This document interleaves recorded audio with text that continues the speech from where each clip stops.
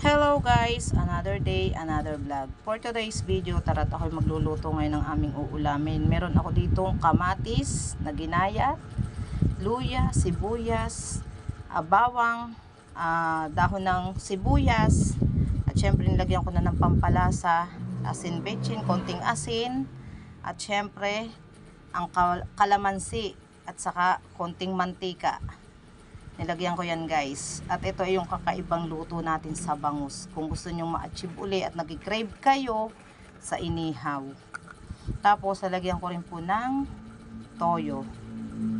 Toyo po ha, sa bote, hindi sa tao. Charis.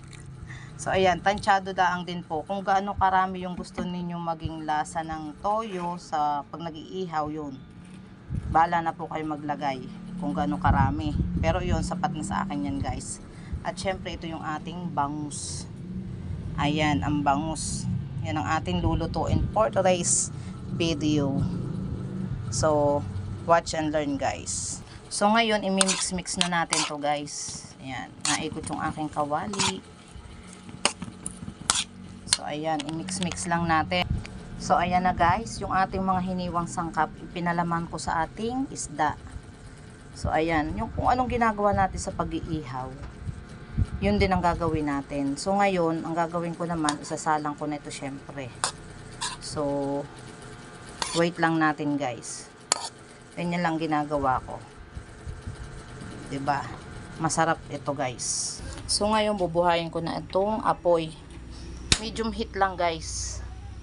Kasi para hindi mabilis maluto ang ating isda. Hindi malubsak. Tapos tatakpan ko. Tintay natin kumulo. So ayan na guys. So ito na nga guys. Kumukulo na. So ngayon kailangan baliktarin natin tong isda. Para naman yung ibabaw maluto din syempre at magkaroon ng lasa.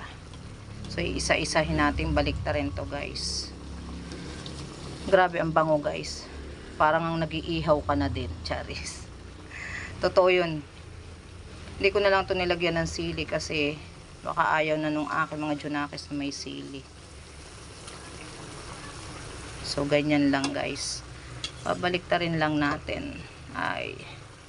Ayun. Tapos lagyan natin ng pampalasang kamatis. Ang bango.